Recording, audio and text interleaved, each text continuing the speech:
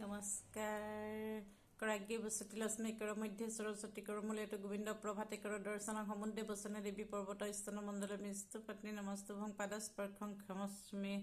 মোৰ আজি গীতাৰ খণ্ডলৈ আপোনালোকক স্বাগতম জনাইছোঁ।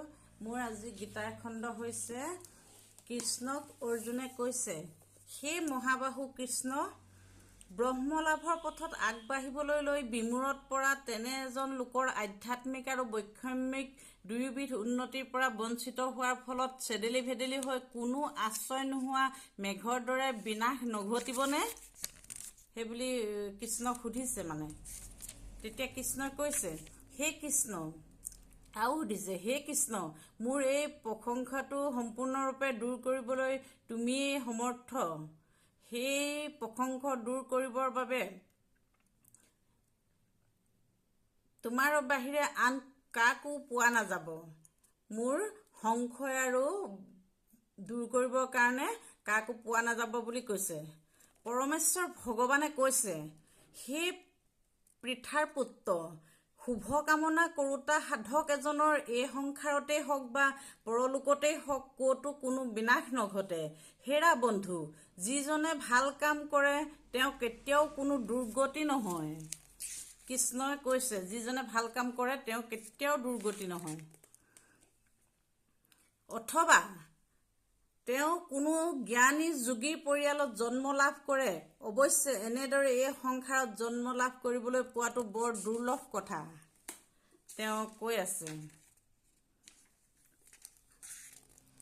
হে কুৰুনন্দন, তেনেদৰে জন্ম লাভ কৰাৰ পাছত তেওঁ পূৰ্বজন্মতে যি আধ্যাত্মিক উপলব্ধি ঘটিছিল তাৰ লগত দুনাই সংযোগ ঘটে আৰু তাৰ পাছত চৰম সিদ্ধি লাভ কৰিবৰ বাবে এইবাৰ দুনাই চেষ্টা কৰি লয়। পূৰ্বজন্মৰ যজ্ঞভাসৰ দিব্য উপলব্ধিৰ ফলতেই সাধকজন পৰৱৰ্তী জীৱনত স্বভাৱতে নিবিচৰাকৈ যজ্ঞভাসৰ প্ৰতি আকৃষ্ট হৈ পৰে। কেৱল যোগৰ বিষয়ে জানিবলৈ আগ্ৰহ কৰা এনে সাধকজনেই বেদৰ কৰ্মকাণ্ড অতিক্ৰম কৰি যাব পাৰে। যেতিয়া এজন যোগীয়ে অধিক আন্তৰিকতাৰে যোগমাৰ্গত অগ্ৰগতি লাভ কৰিবলৈ চেষ্টা কৰে, তেতিয়া তেওঁ সকলো পাপৰ পৰা মুক্ত হৈ পৰে আৰু অৱশেষত বহু জন্মৰ সাধনাৰ মূৰত সিদ্ধি লাভ কৰি পৰম গতি লাভ কৰে। যোগী তপস্বীসকলতকৈ শ্ৰেয়, জ্ঞানীসকলেও শ্ৰেয় আৰু সকাম কৰ্মীসকলেও শ্ৰেয়। গতিকে হে অৰ্জুন, তুমি সকলো অৱস্থাতে এজন যোগী হোৱা।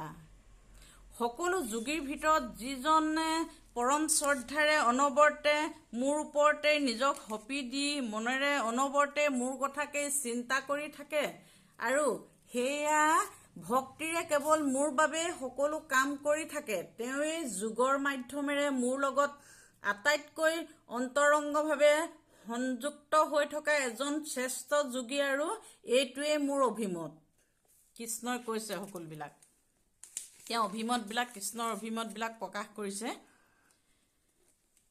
পৰমেশ্বৰ ভগৱানে ক'লে, হে পাৰ্থ, মোতেই মনটো নিবিষ্ট কৰি সম্পূৰ্ণৰূপে মোৰ ভাৱনাতেই নিমগ্ন হৈ যোগীৰ অনুশীলনী কৰিলে কেনেকৈ সকলো সংশয়ৰ পৰা মুক্ত হৈ সম্পূৰ্ণৰূপে মোক জানিব পাৰি সেই কথা এতিয়া শুনা।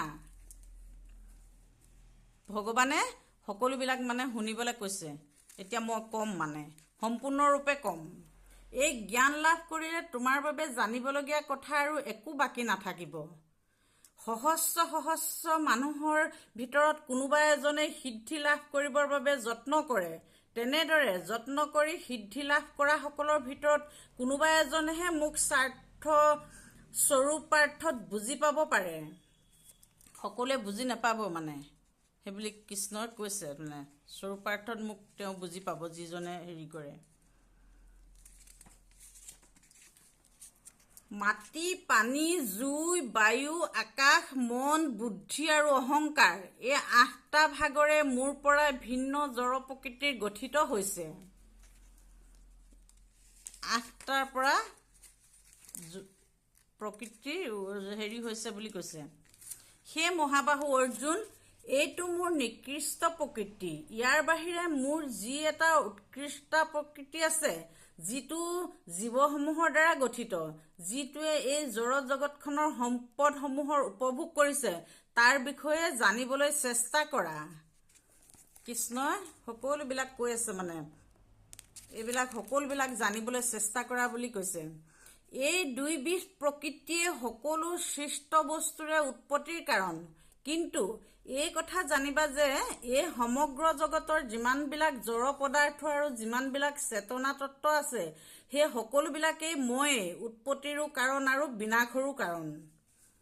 কৃষ্ণই কৈছে, হে ধনঞ্জয়, মোতকৈ শ্ৰেষ্ঠ তত্ত্ব আৰু একো নাই। সূতা এডালৰ গাঁঠি থোৱা মুকুতাবিলাকৰ দৰে সকলো বস্তুৱেই মোতেই আশ্ৰয় লৈ থাকে।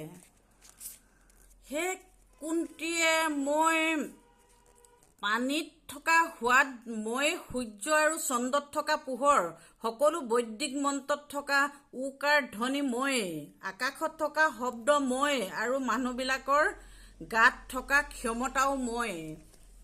আজি মোৰ গীতাৰ খণ্ডটো ইমানতে সামৰণি মাৰিছোঁ। ওম অসত্য মা সদ্গময়ং তমস্য মা জ্যোতি গময়ং মৃত্যু মা মৃতং গময়ং। ওম শান্তি শান্তি শান্তি। ধন্যবাদ।